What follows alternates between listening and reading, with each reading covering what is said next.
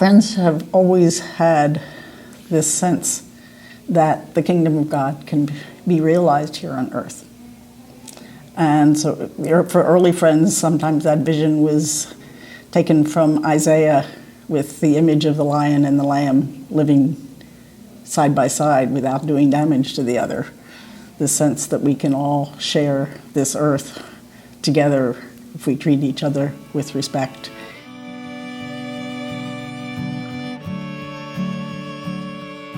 The systems that we create as people, the systems of government, the systems of power, the way that we distribute resources, are all inhabited by people.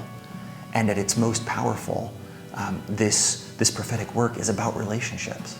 Friends have always been very active in addressing our government and its rule. They have started out in the earliest days having to try and change laws that were affecting them directly. As time went by, a century later, they were among the most active lobbyists to end slavery, active in women's suffrage, in temperance movements, and such, many places where they were lobbying. There's a story in the book of Acts that I really love where, these two traveling ministers, Paul and Silas, are in this jail. Paul, in his travels, had been thrown in jail. And in the middle of the night, there was an earthquake or something that broke open his jail cell. And everybody's chains come off. So they're sitting in this broken prison.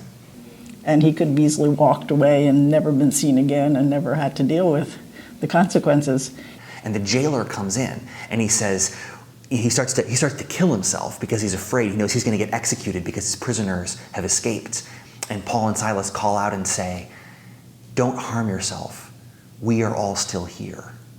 He stayed and faced his jailers and said, "You guys are doing it wrong. You can't be imprisoning me. You're taking away my rights as a Roman citizen." So that image is really important to me in terms of understanding what it means for Quakers to be engaged in prophetic work.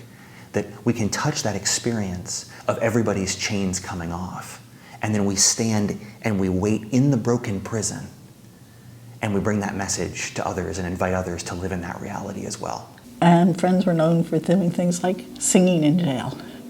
They were there with joy, knowing that they were being obedient to God.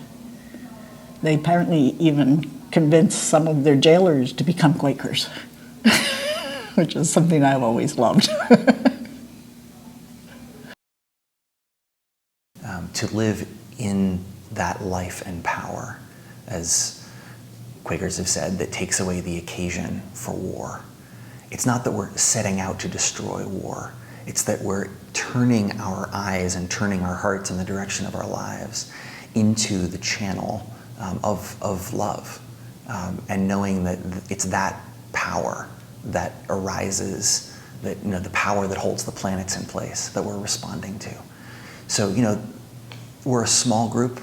We're politically insignificant in so many ways, but it's not our power that we're bringing to these conversations.